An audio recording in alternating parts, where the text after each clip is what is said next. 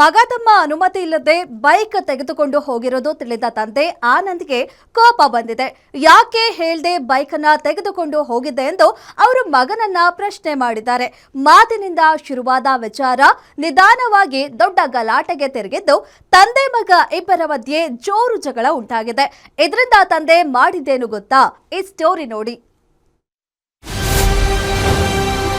Petrol ಸುರಿದು ಮಗನಿಗೆ ಬೆಂಕಿ ಹಚ್ಚಿದ ತಂದೆ.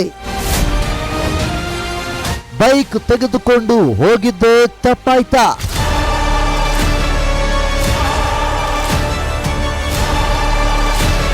ಭುಜದೆತ್ತರಕ್ಕೆ ಬೆಳೆದ ಮಕ್ಕಳು ಕೆಲಸಕ್ಕೆ ಹೋಗದೆ ಸರಿಯಾಗಿ ಮಾತು ಕೇಳದೆ ಮನೆಯಲ್ಲಿದ್ರೆ ತಂದೆ ಬೈಯೋದು ಸರ್ವೇ ಸಾಮಾನ್ಯ.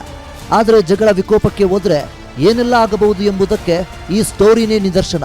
ಮಗ ಹೇಳದೆ ಕೇಳದೆ ಬೈಕ್ ತಗೊಂಡು ಹೋಗಿದ್ದಕ್ಕೆ ಪೆಟ್ರೋಲ್ ಸುರಿದು ತಂದೆಯೇ ಮಗನಿಗೆ ಬೆಂಕಿ ಹಚ್ಚಿರುವ ಘಟನೆ ಬೆಂಗಳೂರಿನ ಕುಮಾರಸ್ವಾಮಿ ಲೇಔಟ್ನಲ್ಲಿ ನಡೆದಿದೆ. ತಂದೆ ಮಗನ ನಡುವೆ ನಡೆದ ಸಣ್ಣ ಗಲಾಟೆ ದೊಡ್ಡ ದುರಂತಕ್ಕೆ ಕಾರಣವಾಗಿದೆ.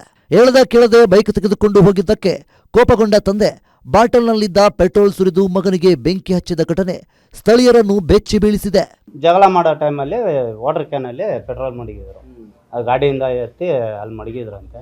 ಅದನ್ನು ಎತ್ತಿ ಮಗನ ಮೇಲೆ ಸುರಿದಿತ್ತು ಸರ್. ಅವರು ಸುಮಾರು ಇಲ್ಲಿ ಪ್ರಗತಿಪುರದಲ್ಲಿ ಬಂದು ಒಂದು 7-8 ವರ್ಷದಿಂದ ಇದ್ದಾರೆ. ಈ ಮನೇಲಿ ಬಂದು ಒಂದು 3-4 ವರ್ಷ ಆಯ್ತು ಅನ್ಸುತ್ತೆ. ಅವ್ರು ಗಾರೆ ಕೆಲಸ ಮಾಡೋದು.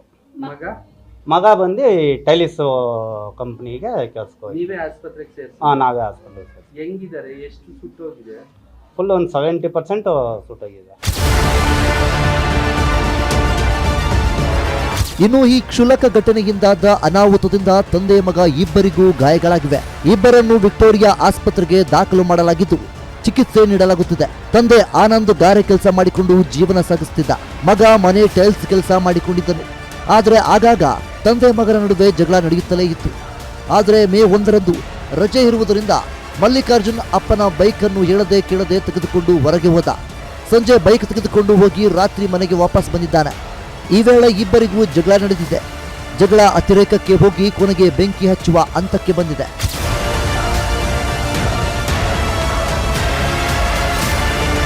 ಈ ಘಟನೆಯಲ್ಲಿ ಮಲ್ಲಿಕಾರ್ಜುನ್ ಶೇಕಡ 40ರಷ್ಟು ಸುಟ್ಟ ಗಾಯಗಳಿಂದ ಬಳಲುತ್ತಿದ್ದಾನೆ. ತಂದೆ ಆನಂದ್ ಶೇಕಡ 18ರಷ್ಟು ಸುಟ್ಟ ಗಾಯಗಳಾಗಿವೆ. ಸ್ಥಳೀಯರು ತಕ್ಷಣ ಬೆಂಕಿ ನಂದಿಸಿ ಇಬ್ಬರನ್ನು ವಿಕ್ಟೋರಿಯಾ ಆಸ್ಪತ್ರೆಗೆ ಕರೆದೊಯ್ಯಲಾಗಿದೆ.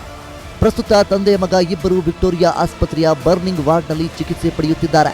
Ajay Kumar, crime bureau, guarantee news, Bengaluru.